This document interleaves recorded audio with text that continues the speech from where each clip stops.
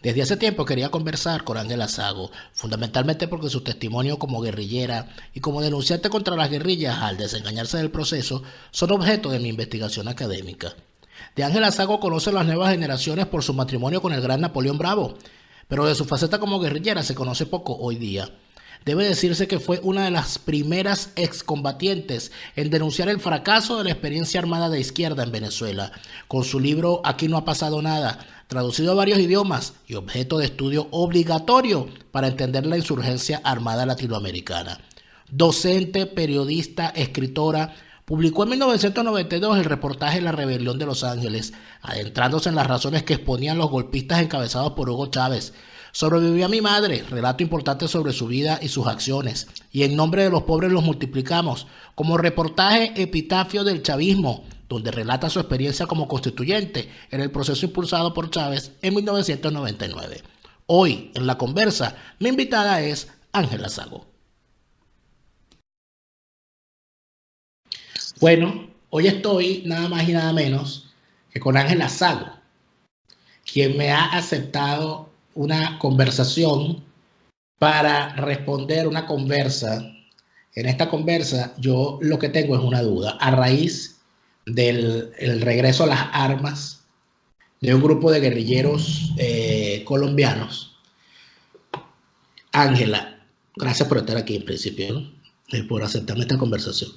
Ángela, que siempre se revisa la cosa de la guerrilla desde el punto de vista político, en el caso de Colombia, desde el punto de vista del narcotráfico, desde el punto de vista del fracaso del proceso de paz, del tema propio colombiano, que ya de por sí tiene ciertas particularidades, y de la propia historia de Colombia. Pero nunca se habla de las razones del guerrillero. O sea, ¿por qué una persona decide tomar las armas? ¿Qué tiene que haber en la personalidad o en la mente de una persona para que decida en determinado momento que va a dejar, sobre todo el día de hoy, ¿no? Un joven del día de hoy va a dejar sus comodidades tecnológicas y todo lo demás para agarrar un fusil e irse para el monte? ¿Qué tiene que haber? ¿Qué razón puede tener una persona para hacer eso? Bueno, mira, primero, bueno, gracias por pensar en mí en ese sentido, porque de eso eso fue hace muchísimos años, y eran los años 60. Para entender a los guerrilleros de los años 60 hay que ubicarse en la época. Claro. Lo primero es que nosotros no tenemos absolutamente nada que ver, ni siquiera los peores guerrilleros venezolanos de esa época, con el mundo guerrillero colombiano. No se parecen en nada, ni siquiera históricamente, porque nosotros vamos a las guerrillas mandados por un partido. Es una decisión de nuestro partido. Así como la decisión de Acción Democrática, suponte, fue entrar en la resistencia en los años 50, y el Partido Comunista también, la decisión del Partido Comunista Venezolano y del movimiento, el MIR, después, porque primero fue el Partido Comunista, fue aceptar ir a la lucha armada. La lucha armada tenía que ver con guerrilleros urbanos y guerrilleros rurales. Realmente, si viéndolo ahora, años después, siglos después, digo yo, porque ha pasado demasiado tiempo, la guerrilla rural nunca debió existir en Venezuela, porque no tenía sentido, porque la población venezolana era un porcentaje mínimo de campesinos. O sea, esa lucha en el campo era una lucha más romántica, más de idea, más de parecerse a la guerrilla que estaba de moda, que había sido la guerrilla cubana antes de Fidel Castro tomar el poder, ¿verdad? Y les recuerdo que el primer país donde Fidel Castro va después de tomar el poder en el 59 es a Venezuela. Y llega con sus guerrilleros barbudos a la Universidad Central de Venezuela. Yo me acuerdo que estaba en el liceo todavía. Y nos fuimos todos los del liceo Andrés Bello. Todo el curso se fue para el aula magna de la Universidad Central de Venezuela, donde iban a estar presentes los guerrilleros cubanos, con Fidel Castro a la cabeza. Era una cuestión como ir a ver a un cantante hoy en día, ¿no? Vamos a ser honestos, era una cuestión, Claro. era un personaje con leyenda. Y esa era la idea de ese momento. Estamos hablando 59, el año 59, pues. Entonces no tenía nada que ver con lo que pasó mucho después, ni con lo que pasa hoy en día. Por supuesto, no tenía nada que ver ni con narcotraficantes, para nuestro concepto, no tenía nada que ver con criminales, no tenía nada que ver con personas con odio, sino todo lo contrario. Nosotros jurábamos que aquello estaba cargado de solidaridad, de ideología, de amor a los pobres. Es más, cuando yo termino en la Juventud Comunista de la época, yo vengo de ser una católica profunda, una católica que iba todos los domingos a misa, no a las 10 de la mañana, sino a la misa de las 7. Porque si ibas a la misa a las 10, tenías la idea de que te podías ir a exhibir con los pavos que te gustaban en la época. Y mi hermano, que fue el primer militante de la Juventud Comunista en la familia, que tiene menos de 2 años mayor que yo, no iba a la misa, sino de temprano, porque exactamente por esa razón, iba a la misa a las 10, tenía otro concepto, era como de exhibición.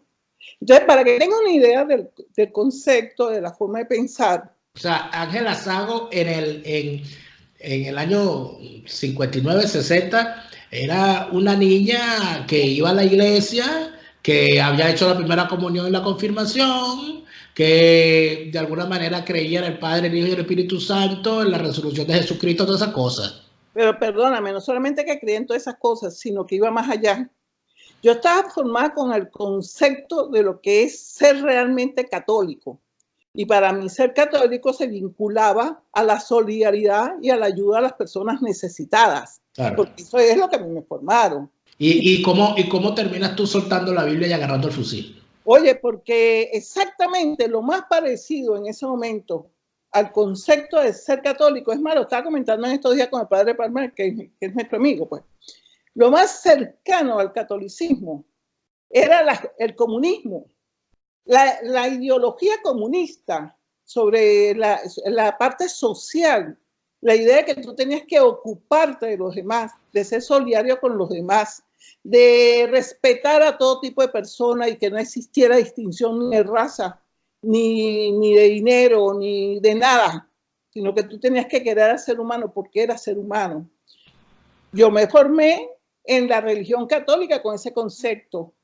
Y hacer de la Juventud Comunista, porque eso es lo mismo que se discutía en la Juventud Comunista de los años 60. Pero, Ángela, eso explica muchas cosas, porque de hecho, no uno, ni dos, ni tres, sino creo que pasa de la centena el número de sacerdotes católicos que abandonaron los hábitos y se metieron a las guerrillas en distintas partes del mundo. Porque eso es lo que después se llamó la teología de la liberación, que vino de Brasil, si mal no recuerdo, que se discutió en Brasil, que fueron años después.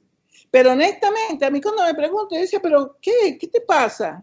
Lo que cualquier persona joven, no joven, adolescente de la época, lo más cercano era lo de la discusión sobre la discusión que se da en la Juventud Comunista.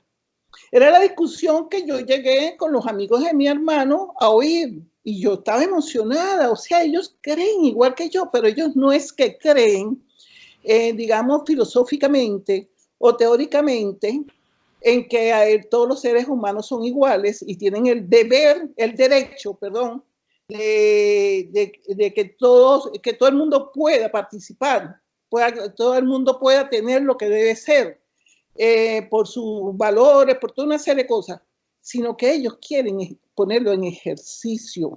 Nosotros nos íbamos a los barrios, yo me conozco todos los barrios de Petare, para poner tu ejemplo, Campo Rico, o sea, yo me conozco los barrios de Petare porque fui de la Juventud Comunista, no por ser católica, sino por ser de la Juventud Comunista. Pero era entonces más o menos porque yo me acostumbro, y creo que se lo leí una vez en su libro, que es para entender estas cosas es fundamental, por lo menos en el caso venezolano, de Antonio García Ponce, que él habla, cuando habla de la doctrina comunista, habla del catecismo comunista, de que eso es una cosa, un dogma y un catecismo.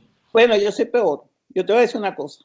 Años después, cuando yo había dejado de ser miembro del Partido Comunista, porque exactamente vi que no era lo que a mí me habían enseñado, nosotros vivíamos frente a un grupo de la gente del Opus Dei, de las mujeres del Opus Dei. Lo más parecido a ser del Opus Dei era ser comunista en los años 60.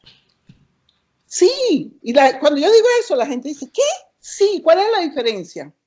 Es que ellas, la gente del Opus Dei lo hace en nombre de un ser extraordinario, espectacular, que por cierto, donde yo le veo el error del ser ese extraordinario que ellos hablan, que es Dios, es cuando dicen, si tú no haces lo que Dios quiere, te va a castigar. Y yo siempre le respondo a ese tipo de católico, no me puede castigar, ¿sabes por qué? Porque si es Dios, no es un ser que esté dispuesto a vengarse, es un ser que está dispuesto a que tú seas mejor. Es un padre nutritivo, porque si es un padre vengativo, no es Dios. Porque esa es mi formación. Pues. Entonces, es más, yo era miembro de la Juventud Comunista y ya tenía 15 años y seguía siendo católica, para que tengas idea del rollo. ¿Ok? Sí, hay que ser honesto. Entonces, ¿por qué yo comienzo a investigar qué es el marxismo como filosofía? ¿Por qué los marxistas son materialistas, filosóficamente hablando? Porque un cura, estaba yo sentadita como todos los domingos, pero en Valencia, yo siempre iba en el primer puesto para no distraerme, para oír bien lo que decían los curas. Cometió un error de sentimiento, un error humano, que empezó a hablar de una mujer que se había ido con otro hombre y que había abandonado a sus hijos, y terminó la frase diciendo, porque así proceden todos los comunistas. Y yo dije, pero todos los comunistas con los que yo ando no son así. Son solidarios. Son personas dispuestas a dividir el pedacito del pan. Son personas dispuestas a ser leales. Esa era la imagen que yo tenía de mis amigos comunistas. Son personas muy correctas, son personas honestas. Te estoy hablando de los años 60, para que después no me vengan con lo que después fueron. Claro. Sí, no, porque después cuando tú empiezas a ver a una serie de personas que dicen que son comunistas, te da asco. Claro, porque es que había, yo creo que dentro del contexto que estás intentando construir, ¿no? Es que había toda una cosa que cuando uno los lee, cuando uno los revisa, es más, cuando uno lee la versión original del libro famoso de Teodoro Pekov, Checoslovaquia, el socialismo como problema, uno se da cuenta de que quien está escribiendo eso es un comunista que todavía cree en el comunismo y que siente una gran decepción por algo como la entrada de los tanques soviéticos en Checoslovaquia. Por favor, o sea, perdóname que te interrumpa, pero es que yo me fui del Partido Comunista exactamente en mayo del 68. Porque cuando yo vi entrar los tanques soviéticos a Praga, y recuerdo todavía a la vieja comunista diciendo, ¿por qué, camarada? ¿Por qué ustedes están aquí? Yo sentí tanta indignación, tanta rabia, porque yo me sentí realmente traicionada dentro de mi ideología. Yo era tan creyente de la cuestión, como cuando si un católico de repente ve a un cura sin vergüenza, que se aprovecha de su vestimenta y de sus creencias y se porta mal y hace una cosa grave, pues en contra de los principios católicos. Esa invasión para mí marcó mi vida. Es más, yo ni siquiera llegué a ser del MAS. Yo era muy amiga de Teodoro porque él era muy amigo de mi hermano. Y Teodoro juraba que yo iba a terminar siendo el MAS. Yo le dije, no, yo no vuelvo a ser de ningún partido y nunca he vuelto a ser de ningún partido. Yo me integré años después a lo que llamaban la sociedad civil y yo siempre he tenido relación con el trabajo social porque es mi formación. O sea, tú te diste cuenta de que, para empezar, ¿qué edad tenías tú cuando estabas en la Juventud Comunista? Bueno, mira, yo empecé en la Juventud Comunista a los 13 años. Entonces tú a los 13 años, y eso es algo que entonces tú luego, en el año 68, ves a los tanques entrando a acabar con un proceso preciosísimo como lo fue la primavera de Praga. Sí. Y tú allí te despiertas del sueño y tú dices, no, esto no es lo que yo quería. Por supuesto. Y nunca más volviste a militar en un partido, ni volviste a ser comunista, pero no solamente eso, sino que te dedicaste a denunciar el asunto y escribiste aquel famoso libro, Aquí no ha pasado nada. Claro, porque una de las cosas por las que yo escribo Aquí no ha pasado nada es porque me doy cuenta que siempre hay una mentira detrás del mundo político, sea de cualquier grupo. Siempre hay una mentira, ¿no? Siempre hay cosas que no están claras. Sobre los guerrilleros habían dos conceptos. O éramos malas personas, éramos unos criminales, éramos unas mujeres que nos acostábamos con todo el mundo, porque eso éramos libres, éramos casi unas bichas, ¿no? O éramos unas personas totalmente santas, unos seres extraordinarios dentro de la mitología de ser guerrillero, pues. Y yo me acuerdo, yo estaba en primer año de periodismo y estaba oyendo la clase del profesor Joaquín Gabardón Márquez, que era mi profesor de ética en la Escuela de Comunicación Social.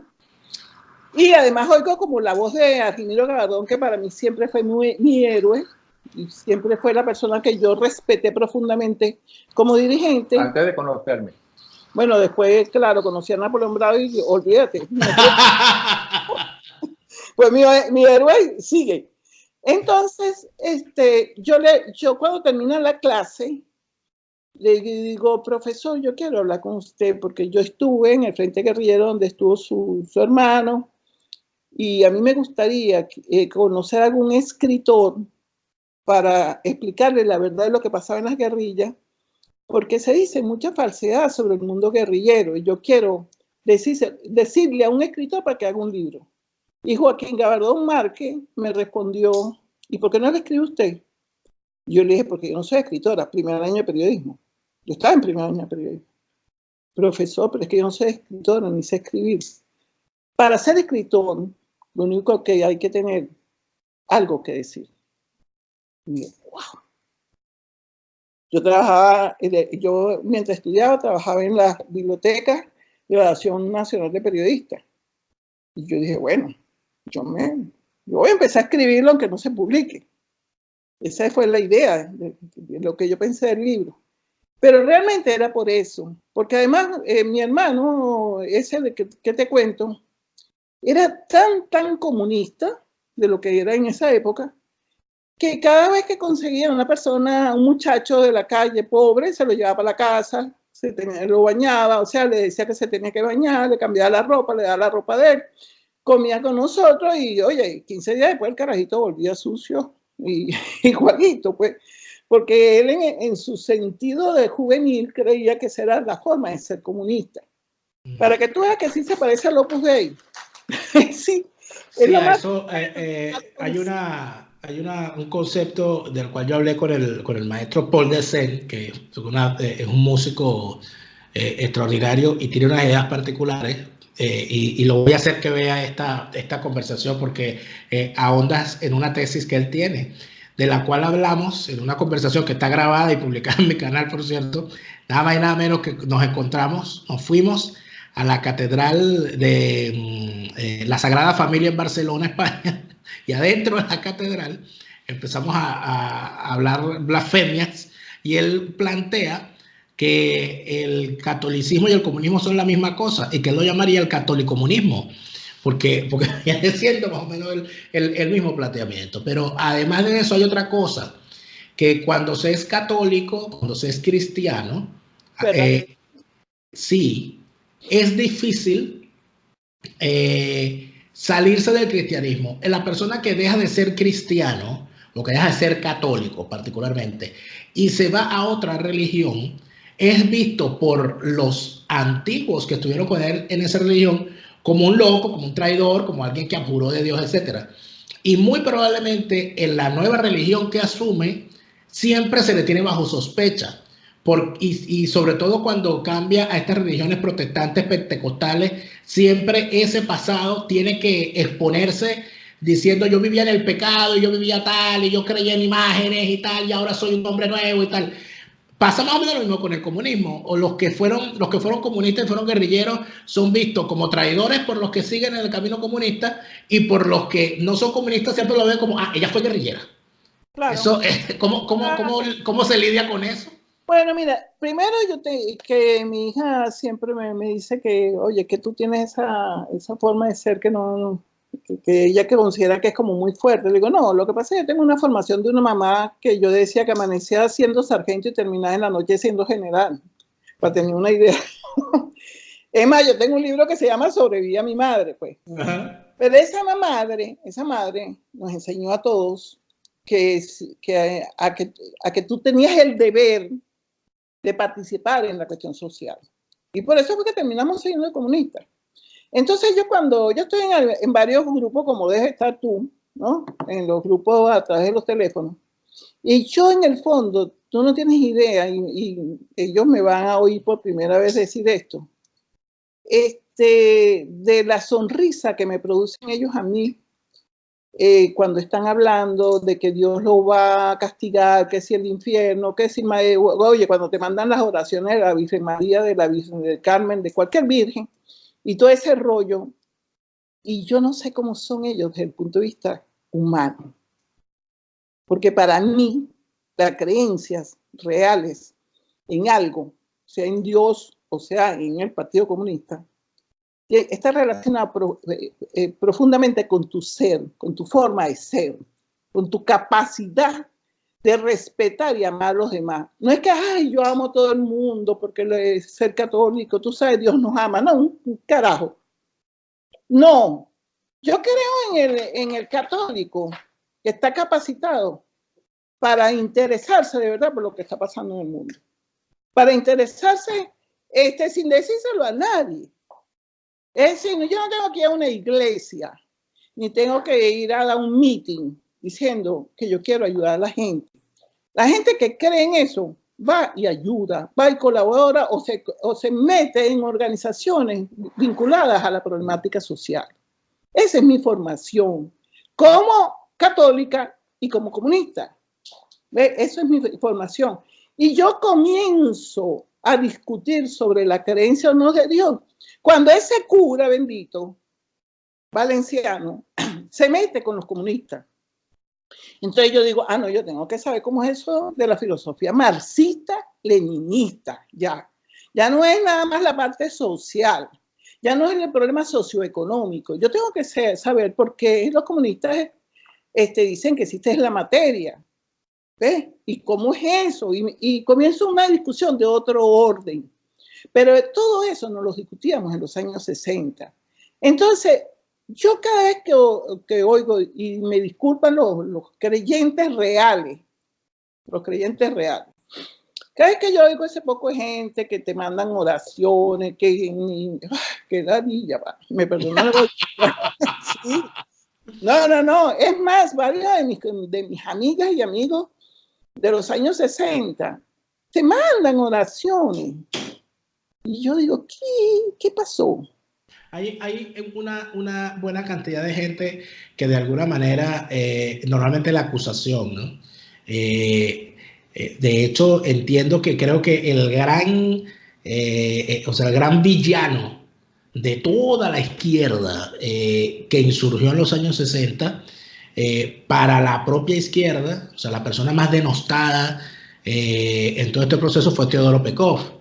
Yo tengo unas diferencias particulares con el Teodoro Pekov que conocí, con el de los últimos años, que por supuesto tenía unas diferencias con sus posiciones, pero Teodoro Pekov tenía algo particular. Teodoro Pekov sabía leer y escribir, escribía muy bien, y además de eso dejó una obra escrita importante, pero entonces él se le coloca como el epítome, el ejemplo del traidor, del tipo que traicionó todos sus ideales y que saltó del comunismo insurgente a la derecha neoliberal. Ese planteamiento te lo hago porque hay un gran cuestionamiento que se le hizo a Teodoro en el año 99. Recuerdo que se lo escuché a alguien, creo que fue a Guillermo García Ponce, decir que Teodoro Pekov no tenía cómo explicar por qué razón, después de toda su historia, él no estaba con Chávez. Porque lo que planteaba Chávez era lo mismo que ha tenido toda la vida planteando Teodoro Pekov y no logró alcanzar. Eso, de alguna manera, ¿tú te identificas con eso? Ustedes, de alguna manera, se sumaron al chavismo porque pensaban que de verdad eso era. O sea, No. Mira, primero que cuando yo conozco a Chávez Frías, que lo conozco en el 92, que es cuando decido después hacer el libro, que por cierto, estoy fascinada de haber escrito La Rebelión de los Ángeles. No me arrepiento, no. Ese es un trabajo periodístico que lo vuelvo a escribir si estoy en el 92. Porque es que hay un poco de gente que descubrió dos cosas. Hay una serie de señoras, sobre todo, que en su vida, leían ni siquiera el periódico, porque qué fastidio tener que leer las noticias. Qué fastidio de tener que enterarse de lo que estaba sucediendo. Entonces, gracias a Chávez Frías, que le hizo así en la puertica, ellas decidieron que les interesaba la política. ¿Ves? Entonces, no. A mí me interesó la política, no por la política en sí, sino por lo que te contaba antes, porque tuve una mamá que me formó para ocuparme y interesarme en lo que estaba pasando en mi país y en el mundo. ¿Ves? Entonces, esa idea de que nosotros... O sea, que tú no participaste en la organización del 4 de febrero como te acusan. Ni lo conocía, ni me interesaba. Ni andabas conspirando. No. Yo soy una netamente conspiradora, pero yo busco mis aliados para conspirar. O sea, ¿tú te enteraste de la existencia de Chávez después del golpe? Yo me enteré de la existencia de Chávez cuando Napoleón Bravo, que estaba en Margarita ese día, me llama y me dice, tan bello mi marido, porque él es en eso muy cortés, me dice, Ángela, disculpa que te despierte, pero parece que hay un golpe de Estado. ¿Qué? Nosotros los periodistas, absolutamente todos los periodistas de los 90 y de finales de los 80, veníamos diciendo que si los políticos no asumían lo que estaba sucediendo, podía haber un golpe de Estado. Claro. Pero que la situación, porque ahora con todo este desastre que pasó en estos 20 años y con estos malandros en el poder, la gente se olvidó por qué llegó Chávez Frías al poder, ¿verdad? Entonces, bueno, me entero del golpe de Estado y me impresiona, lo que más me impresiona, que también la gente quiere olvidar, es que ese caballero no tuvo menos de 2 minutos en la televisión, cuando dijo el famoso por ahora, y en una semana o en 15 días o en un mes, el 70% de la población estaba a favor de él. ¿Quiénes eran los que tenían que preguntarse qué había sucedido? Los que no se lo preguntaron. Los que no se lo preguntaron antes. Porque ese señor, porque después te dicen que si él es encantador, que si... No. En 1 minuto 30, no me acuerdo, yo hasta lo conté para el libro, después para el libro En Nombre de los Pobres. Yo no sé si fue 1 minuto 30 que él habló por televisión. Nadie sabía cómo era el señor, nadie sabía cómo pensaba, qué planteaba. Lo único que sabían era que estaba en contra de lo que estaba sucediendo. Eso es lo único que todos sabíamos.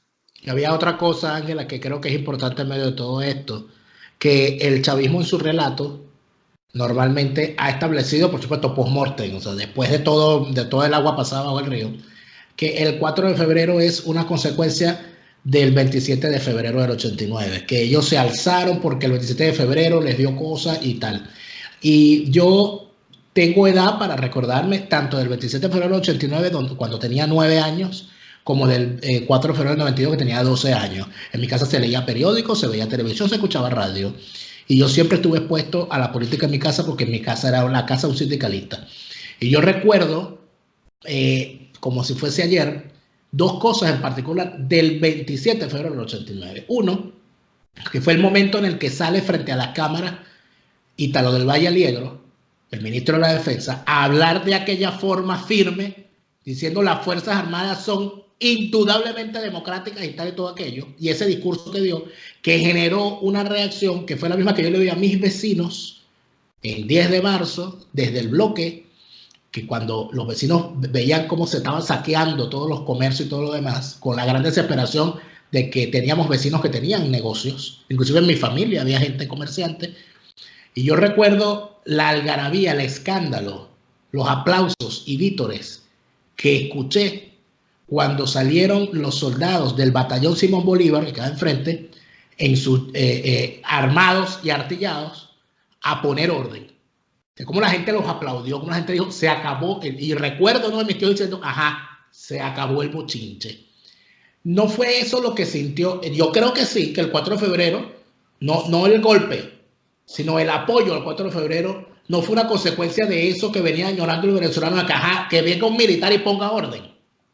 Pues fíjate que cuando yo entrevisto a todos los del 4 de febrero que entrevisté, que eran sobre todo a los dirigentes, ¿no? A los más importantes de ese día, y algunos capitanes, que por cierto no estaba en el grupo de Diosdado Cabello porque ninguno de ellos lo nombró a él, porque él dijo que yo traté de entrevistarlo, lo inventó él, y él se negó porque él sabía lo que yo pensaba. No, yo no sabía ni quién era Diosdado Cabello y él no estaba en la lista de sus compañeros, no estaba. No, mira, según el planteamiento que ellos hacen, ellos venían conspirando desde el año 82 más o menos. Sí. ¿Ok? Se forma el grupo del año 82. Ellos dicen que la situación que se crea en el Caracazo le dice a ellos que ellos tienen razón de actuar en contra de lo que venía sucediendo. Porque esa expresión de lo que pasó en el Caracazo le decía a ellos, bueno, esta situación está mal, esto hay que asumir, hay que ir en contra de esta gente, aquí hay corrupción, aquí hay mentira, aquí no se cumplen los planes políticos, otra cosa que sí es verdad y sigue siendo real, es que la dirección política abandonó los barrios, toda la dirección política. No es que ADE abandonó los barrios, no, fue ADE, fue COPEI, fue el MAF, todo el mundo abandonó a la gente que de ellos decían defender. Entonces dieron pie para todo lo que sucedió después. Pero jamás, y tú te lees los documentos que aparecen en la Rebelión de Los Ángeles, por eso me encantaría que de verdad los leyeran, que leyeran la Rebelión de Los Ángeles para que no hablen tanta bobería sin saber. Sí, porque es que, ay, sí, la Rebelión de Los Ángeles. No, para leerte el libro. Por cierto, la Rebelión de Los Ángeles se llama la Rebelión de Los Ángeles porque una señora... No diga por qué, no diga por qué. Porque es que eso es lo más interesante. Ahí es donde yo descubro a la gente que habla del libro sin haberlo leído. Porque normalmente la gente cree que el libro se llama La Rebelión de Los Ángeles porque tú estás diciendo que Chávez era un ángel. No. Y en realidad eso responde a una anécdota que hay que no se la vamos a decir para que vayan y lo compren y lo lean. Que lo consiguen ahora. Pero en ese libro están todos los documentos, absolutamente todos los documentos del movimiento que se había formado, donde aparece Chávez. Por cierto, Chávez no era el jefe del movimiento, habían como 4 o 5 comandantes. ¿Y qué sucedió? En esos documentos, señores, léanse los libros para que sepan, para que no hablen boberías sin saber. En esos documentos nunca se habla de nada de izquierda, no se habla de socialismo, ni de broma. Es más, yo que conocí a Chávez Frías personalmente y que soy amiga de quien fue su verdadera compañera de vida, Chávez Frías en toda su vida no leyó un texto que tuviera nada que ver con el marxismo, ni con el comunismo, ni con nada de eso. Chávez Frías, ¿qué le pasa? Oye, sale en el 94 de prisión y el único tipo que lo trata bien así internacionalmente, donde por cierto él en ese momento ya había bajado y tenía el 9% nada más de aprobación, se llama Fidel Castro. Él se va para Cuba por una invitación de Fidel Castro y Fidel Castro lo trata de maravilla. Y si había algo que todos los que conocimos a Hugo Chávez Frías era real, es que Hugo necesitaba y necesitó hasta su muerte que lo amaran, porque ¿por qué Carrizo no lo quiso su familia, su madre, quien sea? Eso es un rollo personal. Y cuando la gente habla de los dirigentes, hay que investigarle su vida personal. Claro. Hay que investigarle su niñez para entender el rollo. Pero ha hablado de Chávez Frías, como tú lo llamas, que se murió y no volverá, yo nunca le dejo de recordarlo, pero has dicho la palabra indigente. ¿Tú crees que al final Hugo Chávez lo que era un indigente de la política? Un tipo que andaba buscando siempre algo porque sus carencias lo convirtieron en una persona resentida que andaba buscando que lo quisieran y que lo aplaudieran. Mira, si a él el capitalismo desarrollado, vamos a ponerlo así, un dirigente importante del capitalismo desarrollado. Es más, él llegó a hablar, por cierto, de la tercera vía, que en ese momento era el primer ministro inglés que hablaba Tony de Blair, Tony Blair. Y eso fue lo primero que él plantea, la tercera vía. Si a él le dan ese apoyo y ese amor a otra gente, él se va con la otra gente. Nosotros, pagamos, y yo lo digo así, y yo conozco a Elena, yo conozco a la mamá de Chávez, que por cierto, la que dormía en la casa de esa era la mamá de Chávez. Chávez Frías nunca pudo dormir en mi casa y no le sirve la ropa de Napoleón Bravo, porque Napoleón Bravo mide casi 1,90 casi 1,90 y Chávez Frías no medía eso y eran totalmente diferentes. O sea que no hablen ridiculeces, que ese es otro rollo que hay siempre. Otro cuento. Sí, pero fíjate una cosa. Si Chávez Frías hubiera tenido otro tipo de infancia, si hubiera sido un niño respetado y querido, como le pasa a muchos dirigentes, no solamente políticos, sino de otra orden, otro cantar hubiera sido. Nosotros pagamos, en el fondo, yo lo dije, nosotros pagamos las metidas en el closet o en no sé dónde Carrizo era que se metía. Nosotros pagamos las desdichas de Hugo Chávez Frías con la señora Elena. Nosotros pagamos el que el papá de Chávez Frías no fuera un padre nutritivo. Nosotros hemos pagado eso, como se paga con muchos de estos seres, que no es solamente Chávez Frías, sino que hay montones por ahí. Hay unos que incluso no son dirigentes políticos, son otra cosa, y están por ahí disueltos. Entonces, a todos estos dirigentes hay que investigarle su infancia. Hay que investigarle su formación humana, no solamente su formación política o cultural. Hay que ver de qué familia vienen. Bueno, pero eso podría revisarse también en el caso que para mí es la declaración pública más importante de los últimos años, que es la declaración que hace Delcy Rodríguez cuando dice que para ella la revolución bolivariana la revolución chavista es una venganza personal. Yo sí creo. Yo creo que eso es una frase que debería estar en el prólogo del chavismo, ¿no? Es una venganza personal de todos. Te voy a decir una cosa más grave. Hasta donde uno sabe, la señora esa lamentable, la viuda de Jorge Rodríguez, en las fiestas de los niños mandaba hacer piñatas con la cara de Carlos Andrés. Es decir, esa cuestión es de un ser despreciable. O sea, que criaron a sus hijos en el resentimiento y nosotros estamos pagando por eso. Estamos pagando todas las venganzas. Y la otra cosa es que nos sigan hablando de que en Venezuela hay socialismo, que en Venezuela esos malandros que están en Miraflores tienen alguna ideología o pensamiento político. Lo único que le interesó a ese grupo y se mantuvo es estar en el poder. Eso para ellos fue fundamental, ¿entiendes? Estar en el poder es la verdad verdadera de todo. Y en el caso de Chávez Frías también. Después que Chávez se montó ahí, porque yo discutí con Chávez hasta diciembre del 99, que por cierto, cuando pasó la Guada, yo bajé, porque tenía unos familiares desaparecidos allí, y yo bajé con la Guardia Nacional, fui la única civil que estaba ahí. Y Chávez Frías estaba íngreme solo, porque ninguno de sus ministros ni sus dirigentes políticos habían bajado ante la tragedia de lo que había pasado en Vargas. Chávez es un ser lamentable que nosotros, ¿cómo te digo? Nosotros sufrimos sus desventuras como ser humano.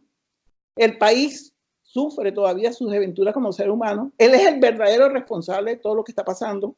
No es que si Maduro, no, chico, Maduro es otro pobre ser también, lamentable, pero en ningún momento se puede relacionar a este tipo de dirigente con el mundo político, porque una cosa es que ellos llegaron al puesto político, ellos asumieron el poder político, y otra cosa es que ellos realmente sean políticos.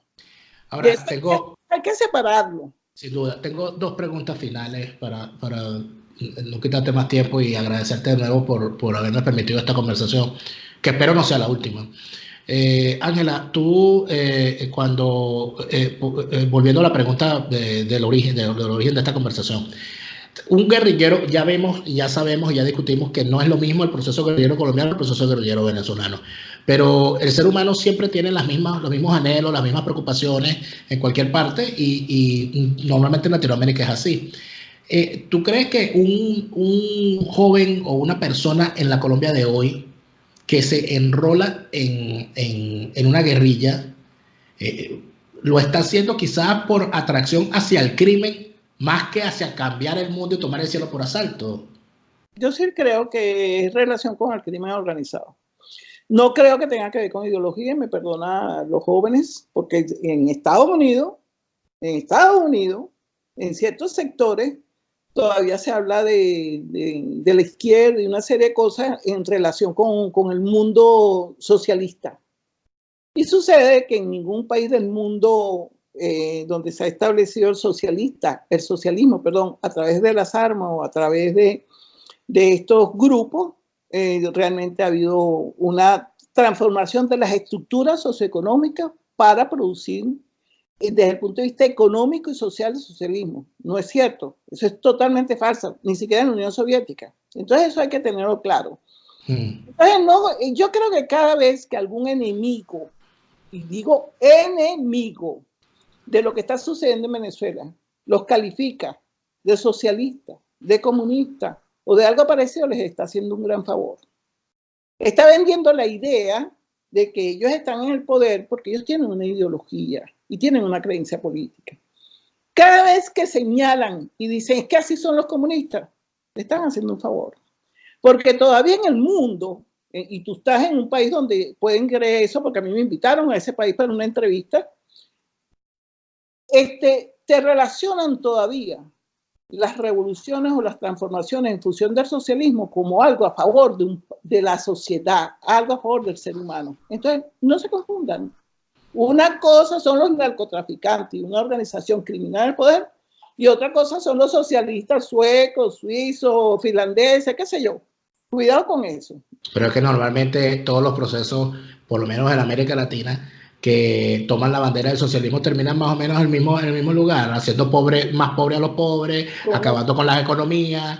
O sea que al fin y al cabo vamos a suponer que ellos no sean comunistas, sino unos simples criminales. Yo creo que son unos simples criminales, pero yo sinceramente considero que si revisamos la historia del comunismo internacional, pues se equipara a la historia del crimen, porque ¿qué era Stalin? ¿Qué era Mao? ¿Qué era esta gente? ¿Qué era Pol Pot? ¿Qué eran estos bichos? Al final eran unos grandes comunistas y unos grandes criminales. Porque ellos te vendieron, yo creo que si hay algo que ellos han sabido hacer, y te lo vendieron también los narcotraficantes directamente en Colombia, no diciendo que eran comunistas, pero sí te vendieron que estaban a favor de la población. No hay nada más fácil de vender y nada más fácil de comprar que la ayuda y querer a los pobres. Esa bandera es, y no me digan que si el populismo, no, esa es la mejor bandera. Esa bandera la inició, por cierto, un señor que llaman Jesús. ¿Ves? La bandera a favor de los pobres, así que déjense bobería, y se la compraron todo. Todo el mundo, eso no es. Entonces, lo que pasa es que Jesús no fue ni narcotraficante, ni terrorista, ni nada, y vivió hace 2 siglos hace 2000 años, y es otro rollo cultural y es otro rollo histórico. Pero ahora, todo el que vende la idea de que estamos a favor de los pobres, oye, es un vivo. Si tú dices que estás a favor de los ricos, de los trabajadores, de la industria, del empresario, te van a decir, ¿qué? No, tú no puedes vender eso. Pero si tú eres un narcotraficante y quieres llegar al poder político, tú puedes decir que estás a favor de los pobres. Y seguramente llegará. La última pregunta es, ¿qué lamenta más Ángela Zago? ¿Haber tomado el camino de la guerrilla en los 60 o haber acompañado a Hugo Chávez en el 98? Te voy a decir una cosa. No me arrepiento de absolutamente nada. No, yo no hablo de arrepentimiento, hablo de lamentarlo. No lo lamento, y te voy a decir una cosa, en el 98, si yo vuelvo al 98, yo voto por Chávez Frías, que fue lo único que hice, por cierto. Yo nunca estuve ni en su campaña, porque es otra cosa que la gente no sabe. Entre otras cosas, porque nunca hubiera estado en su campaña, porque a mí me chocan las campañas, porque yo no soy mentirosa. Entonces yo acabo con la campaña en la primera... Sí. Cuando me preguntan una broma como me pasaba como constituyente, que cada vez que yo salía empezaba, mira, Ángela, yo voté por ti, me tienes que dar algo, y yo le dije, te pelate, qué error cometiste. Entonces, no, mira, yo fui constituyente porque nosotros, desde el año 89, estábamos a favor de una Asamblea Nacional Constituyente. Chávez Frías tuvo la habilidad de tomar nuestras banderas, que no eran las banderas de él, y alzarse con la idea de hacer una Asamblea Nacional Constituyente que la estaba pidiendo otra gente que no tenía nada que ver con él. O sea, que tú estabas en el movimiento constituyente antes que Hugo Chávez se apropiara de eso. Exactamente. Por lo tanto, no te arrepientes de haber estado porque era lo que tú estabas. Y otra cosa, defiendo la Constitución del 99. Léansela. Yo me la he leído y no la defiendo, pero eso es otra discusión. Yo la defiendo totalmente. Esa es otra discusión que daremos en otro momento. Pero no lamentas eso, ni lamentas haber tenido la guerrilla con todo lo malo que ocurrió en la guerrilla, los muertos, y de paso, que es algo que de lo que habló, por cierto, que creo que es importantísima esa apreciación que hace el doctor Germán Carrera Damas en su libro El asedio inútil junto a Ramón Hernández. Él dice que lo que más se debe lamentar del proceso guerrillero es lo que él considera que fue el error de haber perdido tal cantidad de personas en una guerra que pudieron muy bien. Él dice que si fueron 5.000 jóvenes, fueron 5.000 jóvenes que pudieron haber sido líderes en cada uno de sus sectores y que muy probablemente Venezuela no hubiese sido lo mismo. Y por eso es que él plantea que uno de los más grandes errores de los últimos años fue el proceso guerrillero, tanto para los que se fueron a la guerrilla como para los que del poder político no lo evitaron, que también se pudieron evitar muchísimas atrocidades, que causaron muchísimos resentimientos posteriores. Si ustedes se hubiesen dedicado a la acción política, muy probablemente AD y no hubiesen sido los partidos mayoritarios, muy probablemente hubiésemos vivido unos procesos distintos y todo eso. Yo creo que eso es lamentable. Sí, pero es que nosotros consideramos que estamos en la guerrilla como una acción política, no como otro tipo de cosas. Es más, yo sembré ajo y cebolla más de una vez en mi acción política en la guerrilla. Si quiere, vamos juntos a la zona donde yo fui guerrillera y a mí me reciben como parte de la familia campesina. Porque iremos algún día. Pero entonces, o sea, que la acción guerrillera no era andar con el fusil todo el tiempo, sino que también... No, la acción de guerrilla tenía mucho que ver con el trabajo social fundamentalmente, honestamente. Eran más, los que nosotros decíamos que eran más guerrilleros desde el punto de vista armado eran la gente de Falcón, donde estaba Douglas Tao, eso es verdad. Pero te quiero decir algo, yo no me puedo arrepentir de las acciones que cometo, ni decidir si me gustó esta o aquella, porque yo no soy tan pitoniza como esos que vieron cuando Chávez Frías se puso el primer pañal en su vida, dijeron, ay, este comunista, ese desgraciado asesino, bueno, eso es mentira, porque si hubiera sido verdad, ¿por qué ninguno de los que ahora dice que ellos lo vieron desde lejos, sabían que Chávez Frías iba a hacer esto? Ni siquiera defendieron a Carlos Andrés Pérez, no defendieron la democracia, no corrieron ningún riesgo. Yo no vi a la dirección política Acción Democrática, honestamente, defendiendo a Carlos Andrés Pérez. Yo no vi en los barrios a la gente defendiendo la democracia. Entonces, no vengan a hablar bobería. Eso es chéverísimo, después de los sucesos, de que los hechos suceden. Decir, yo sabía que eso iba a pasar. No, yo no sabía que eso iba a pasar, porque yo no soy pitoniza. Y no me vengan con el cuento, pero el tipo era golpista. Sí, igual que Betancourt era golpista. ¿Cuál es el problema? Y Betancourt terminó siendo el padre de la democracia. Pero Betancourt era civil. Pues, ¿y a mí qué me importa? Es una diferencia. No, yo no creo en esa diferencia, y menos en los a mí con ese cuento no me vienen, porque además, y disculpa porque esto se está poniendo muy largo, yo sé que es rollo, porque además les informo que el militar venezolano en el cual estuvo, por cierto, Chávez Frías, iba a las universidades. ¡Horror! Eran tan civiles que iban a las universidades. Entonces no eran los militares, por cierto, sureños, no eran los militares argentinos ni chilenos. Esa casta militar alejada de los civiles. Y a casta entre los militares. Y eran tampoco, por cierto, que es otra cosa que es importante decirlo, que los militares venezolanos, a diferencia de los militares del Cono Sur, no eran esos militares venidos de las clases altas y pudientes, sino que eran unos muchachos del sectores populares, como el propio Chávez. Generalmente venían de las clases populares porque era una forma de poder estudiar y poder llegar a ciertos niveles, como por cierto muchos curas también.